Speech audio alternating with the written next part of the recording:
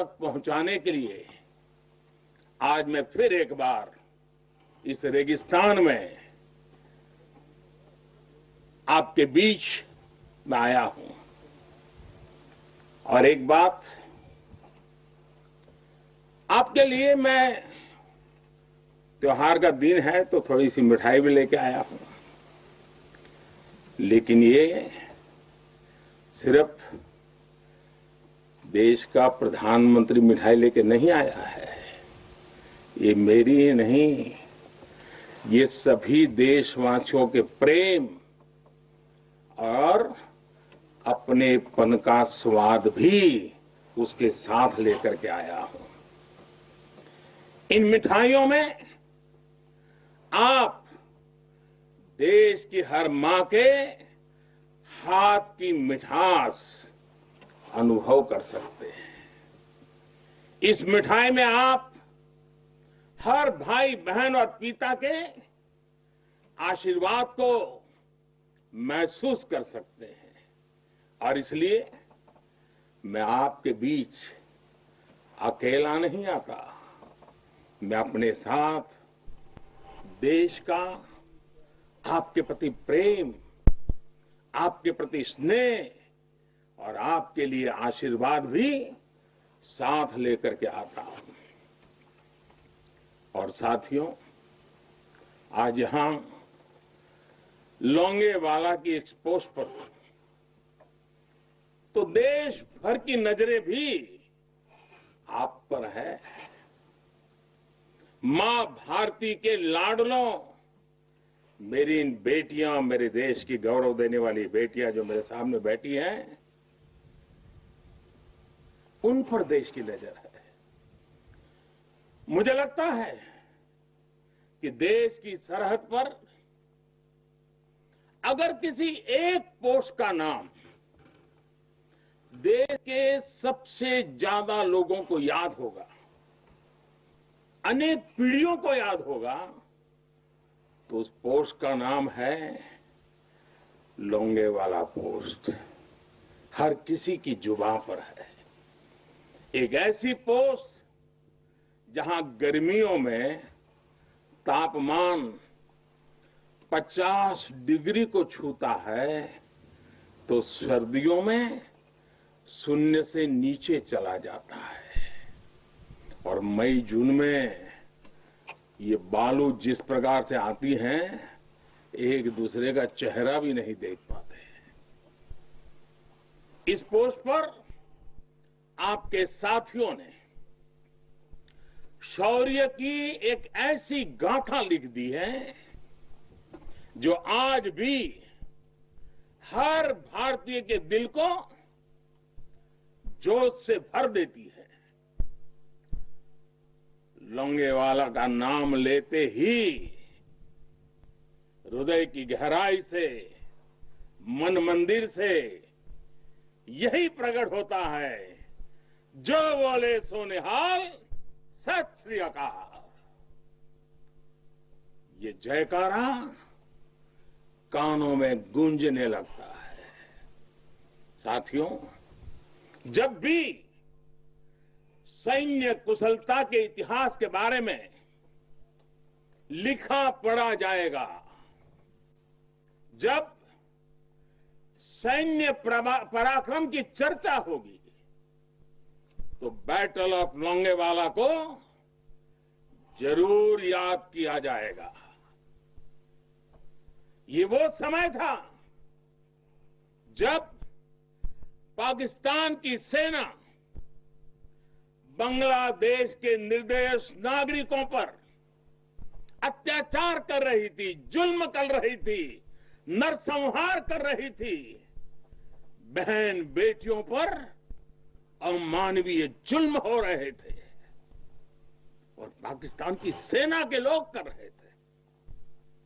इन हरकतों से पाकिस्तान का घृणित चेहरा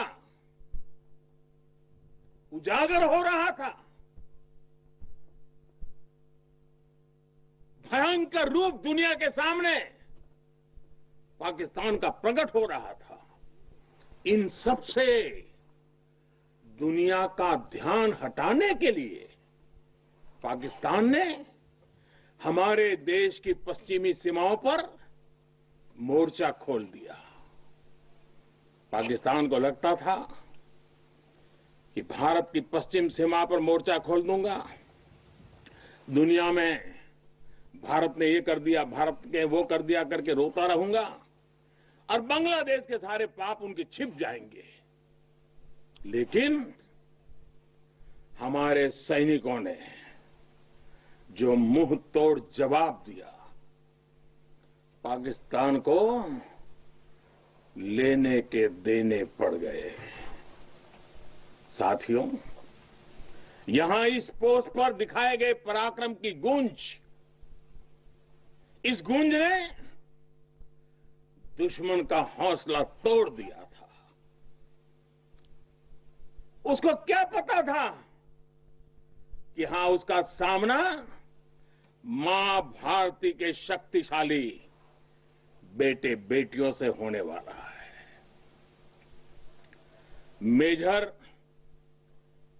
कुलदीप सिंह चांदपुरी के नेतृत्व में भारतीय वीरों ने टैंकों से लैस दुश्मन के सैनिकों को धूल चटा दी, उनके मंसूबों को नेस्त नाबूद कर दिया।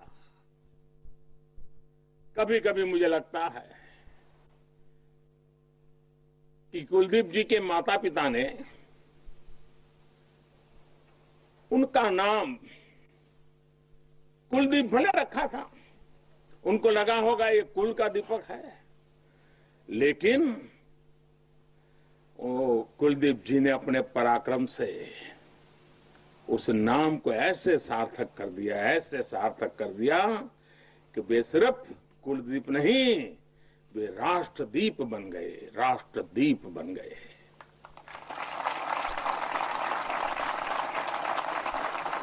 साथियों, लोंगेवाला का वो ऐतिहासिक युद्ध भारतीय सैन्य बल के शौर्य का प्रतीक तो है ही। थल सेना, बीएसएफ और वायुसेना के अद्भुत कोऑर्डिनेशन का भी प्रतीक है। इस लड़ाई ने दिखाया है कि भारत की संगठित सैन्य शक्ति के सामने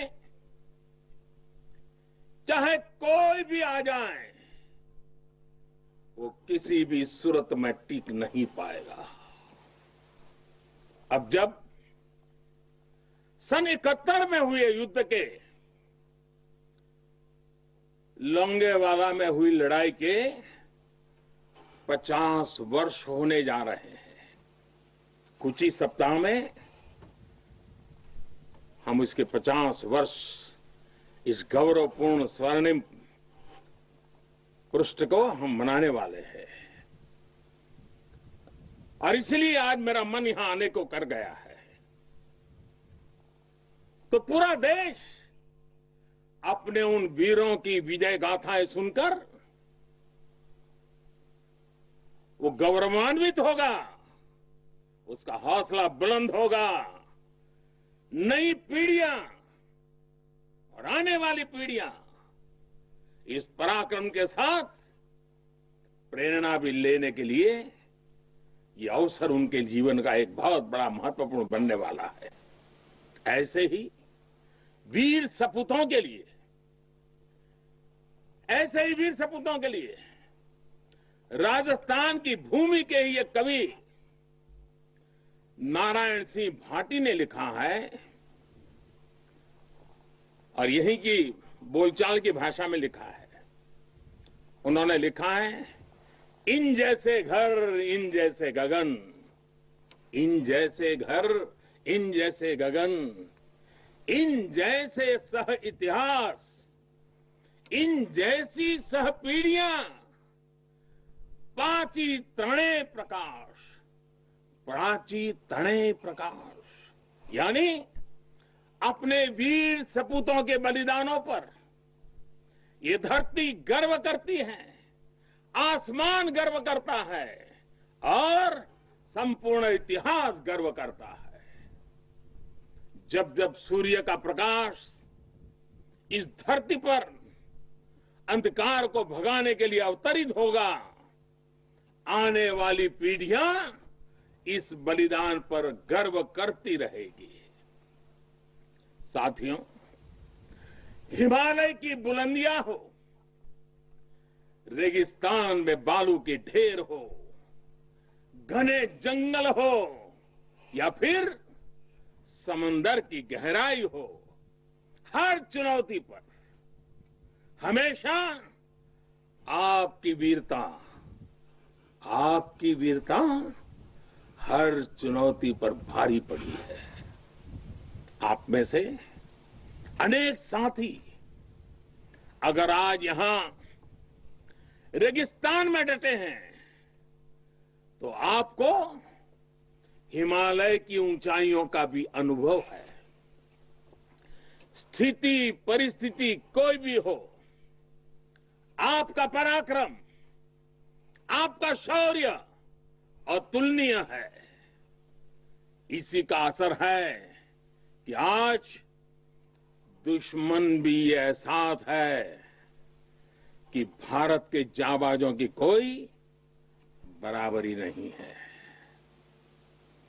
आपके इसी शौर्य को नमन करते हुए आज भारत के 130 करोड़ देशवासी आपके साथ मजबूती से खड़े हैं। आज हर भारतवासी को अपने सैनिकों की ताकत और शौर्य पर गर्व है। उन्हें आपकी अजेयता पर, आपके अपराजेयता पर गर्व है। दुनिया की कोई भी ताकत हमारे वीर जवानों को देश की सीमा की सुरक्षा करने से